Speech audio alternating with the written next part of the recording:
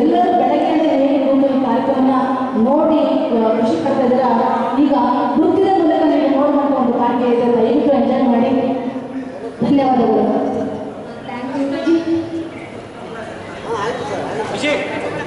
ಕಲಾವಿದರಲ್ಲಿ ಮನೆಗೆ ಸತೀಶ್ ಅವರಿಗೆ ಇವತ್ತು ಹುಟ್ಟುಹಬ್ಬ ಇದೆ. ಅವ್ರಿಗೆ ದೇವರು ಒಳ್ಳೆ ಆರೋಗ್ಯ ಐಶ್ವರ್ಯ ಕೊಟ್ಟು ಅವ್ರ ಕುಟುಂಬಕ್ಕೆ ಒಳ್ಳೇದು ಮಾಡಲಿ ಅಂತೇಳಿ ಕೇಳ್ಕೊಳ್ತೀವಿ. ದಯವಿಟ್ಟು ಸತೀಶ್ ಅಣ್ಣ ಅವರು ವೇದಿಕೆ ಮೇಲೆ ಬರಬೇಕು ಅಂತೇಳಿ ಕೇಳ್ಕೊಳ್ತೀನಿ. ಸತೀಶ್